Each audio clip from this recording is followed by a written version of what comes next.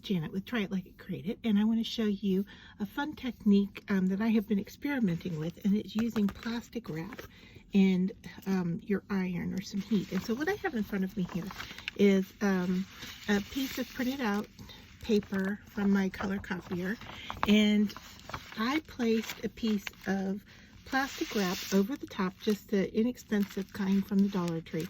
And so what I have here is a single layer of the plastic wrap on this side of the page and a double layer over here. And then up here, if I move this a little bit, I think you can see there's just a little teeny piece right there that I just stuck on to see what it's actually doing in comparison to the print. And what I am seeing, and I don't know if you can see it on camera, I know I can get it to glare a little bit for you, but what I am seeing is that it intensifies the color of the printout a little bit. So that's interesting.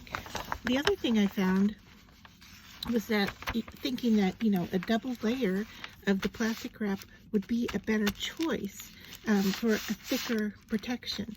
And that was not the case. So I have a bottle of water here, and I'm going to spray this so you can see mist-wise the water is sitting on top of the surface. However, when I turn the paper over, you can see that the side that had the double layer actually had little like burn holes go through it, more so than the single-sided plastic. So I just want to show you what I have tried. So what I have here on my work surface here is just some parchment paper doubled up, and then I have a piece of microfiber fabric underneath it because I'm working on a glass mat, which can definitely take the heat, but my glass mat has a metal backing to it, and when I put the iron on it, the glass mat itself gets very, very hot and transfers up into the paper. So I just want to show you a few things that I have learned. So I have a strip of plastic wrap here that I am just going to cut, and I've just got some scrap pieces of paper here that I was going to use. And what I found is that, one, the plastic wrap shrinks. Okay, so you want to go larger than your piece of paper. And so I'm just going to stick this in here. And then my iron is on full heat. It's very hot. And so I am just going to give it a once over, maybe a count to 3, and then I'm going to check it.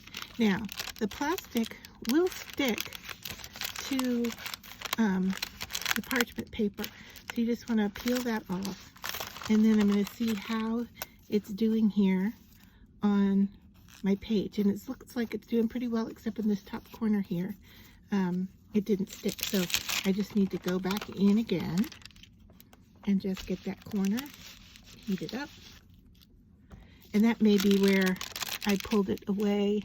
I think that's what's happening, is I'm pulling it away as I peel this back. So yeah, I think that's what's happening, is because this excess is sticking to the parchment paper, and when I go to pull it away, I'm pulling it away from the paper. So there is a single layer, and so if I squirt this with water, you can see I got really close.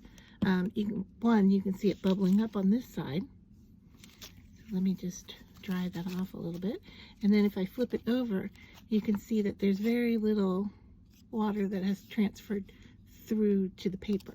The other thing I found out is that if you want to coat both sides with the plastic wrap, you want to do one side and then flip it over and do the other side. And I'll show you the difference here if I can unravel the plastic wrap. Okay, so now I'm just going to cut another little piece off to go on this back side. Okay, and I still have some water on here, so we'll see what happens with that, but I can feel it on the cling wrap. All right, so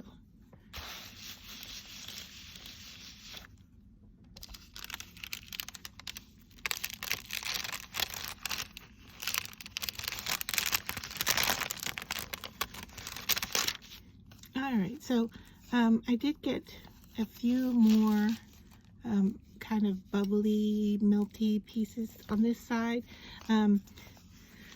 Just to show you what I mean, I'm going to squirt it with water so you can see what I'm talking about. Is that can you see that the water has traveled through the paper? Okay. The other thing is that you can cut this.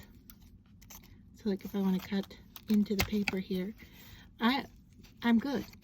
It's not peeling off. It is not, it does add some strength to the paper, I will say, but it doesn't stop it from tearing.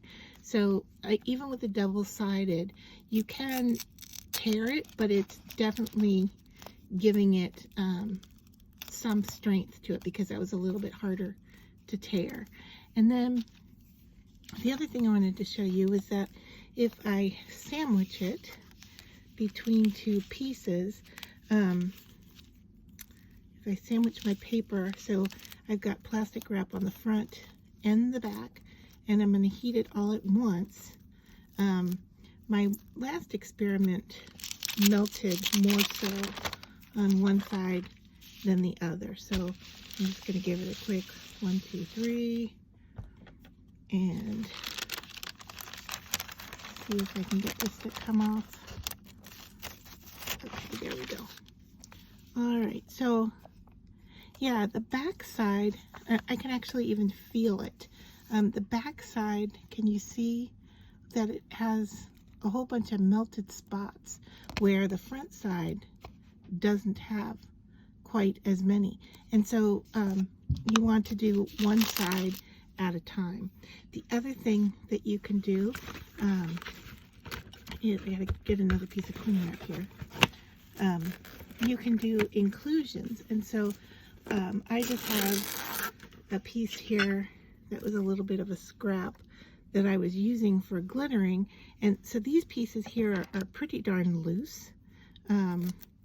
They are not attached by glue or anything. They're just, it was just a piece that was in my trash can actually, that I had used as the background for a piece I was glittering, you know, a catch piece. So I'm gonna put that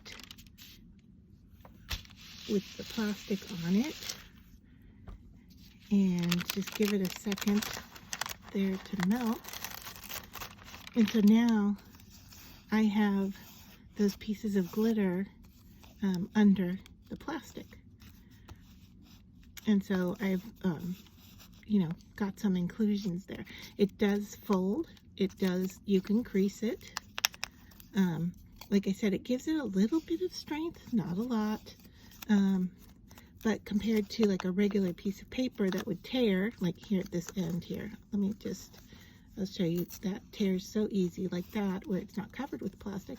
And then here where it is covered with plastic, I go to tear it. It's gonna tear, but you can see that it's fighting me to get it to tear. So I just thought this was really a fun thing to do, to try with your printouts, you know, just to put a layer of plastic over the top, and it in some ways gives a little bit more protection. In other ways, it enhances the colors of your printout. I haven't completely figured out, you know, the greatest applications for this, but it was just something I was experimenting with and I wanted to share with you. And so I'd love to hear what you think about this technique and what you would do or how you would use it.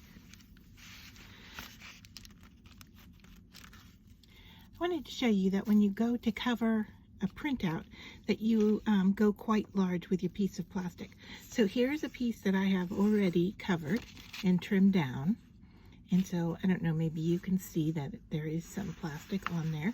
And so here's a piece that I have not covered yet, and I'm going to do it now.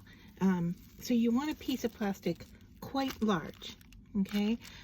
Because it shrinks, and you want to make sure that you have everything covered.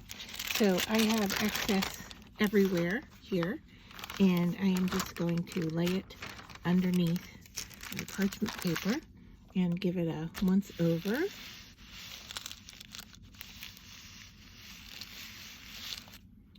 and then open it up to see how it's doing. And now you can see how much it has shrunk and where it still needs to be ironed. So I just need to turn this and work on this side here. So we've got a really nice smooth application over here. So let me just put that down and iron this.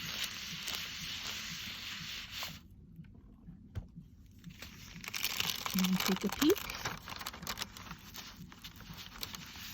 And that looks good, but when I lifted this up, it started to peel off of that corner. So I just want to go over that again and make sure I've got that attached.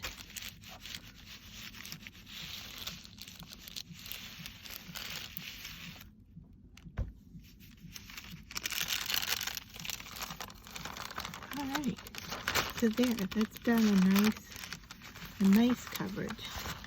All right, and then I can just trim this down on my paper trimmer and use it however I would like.